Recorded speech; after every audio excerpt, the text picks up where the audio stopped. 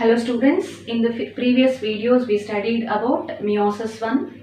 After meiosis 1, let's start with meiosis 2. Before starting with meiosis 2, let's study interkinesis. Let's see what is this interkinesis. Okay, so a parent cell enters into meiosis, that is meiosis 1. By the end of meiosis 1, it results in the formation of two daughter cells. Now the parent cell that enters into meiosis, that is meiosis 1, is diploid. Let's say the number of chromosomes present in this parent cell are 4. So by the end of meiosis 1, two daughter cells are formed which are haploid, having 2 chromosomes in each daughter cell. Okay, now these two daughter cells enter into meiosis 2. Each daughter cell, both the daughter cells enter into meiosis 2, resulting in the formation of 4 daughter cells finally. So these daughter cells which are formed after meiosis 2 are also haploid and they also contain 2 chromosomes in each. 2 chromosomes each. Hence meiosis 2 is called as equational division.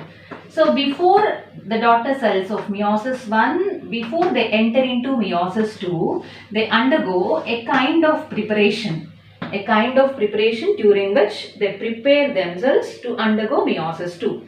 So now what is that preparatory phase? That preparatory phase is interkinesis. So interkinesis is the preparatory phase or a short gap that exists between meiosis 1 and meiosis 2. Now let's see what happens during this interphase. So during this interphase, RNA replication occurs inside the cells. RNA replication occurs inside the cell and even protein synthesis occurs inside the cell. RNA replication is nothing but RNA synthesis. We can say replication or synthesis. Protein synthesis occurs inside the cell. Especially tubulin protein synthesis occurs. This tubulin protein is required for the formation of spindle apparatus, which is required during meiosis 2.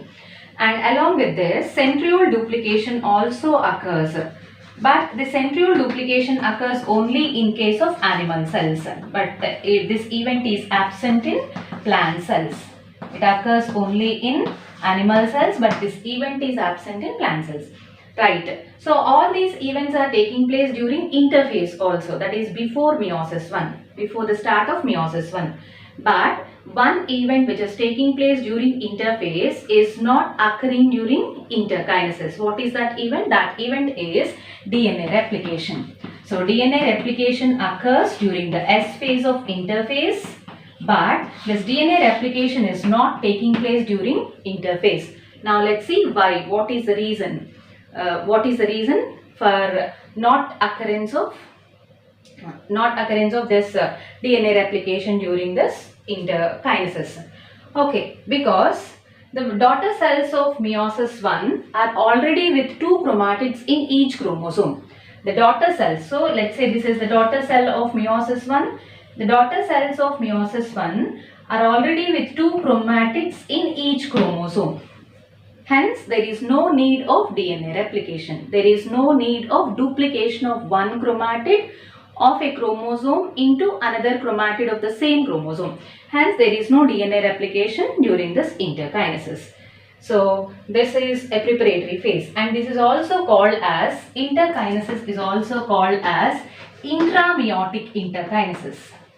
Intrameiotic interkinesis, because it occurs inside a meiotic division. Intrameiotic interkinesis, because it occurs inside a single meiosis. What we discussed now, meiosis involves meiosis 1 and meiosis 2. In between this meiosis 1 and meiosis 2, this interkinesis occurs. Hence, it is called as intrameiotic. Inside the same meiotic division, it is occurring. A same or a single meiotic division, it is occurring. Hence, it is also called as intrameiotic interkinesis.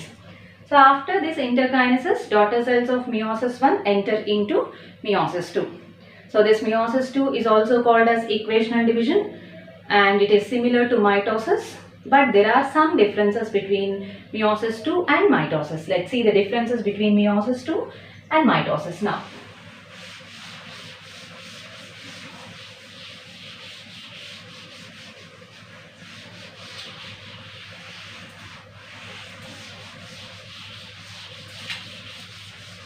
Okay, differences between mitosis and meiosis II.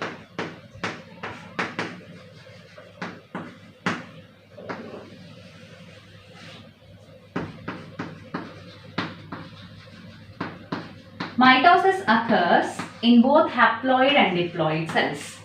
It occurs in both haploid and diploid vegetative cells or body cells or somatic cells.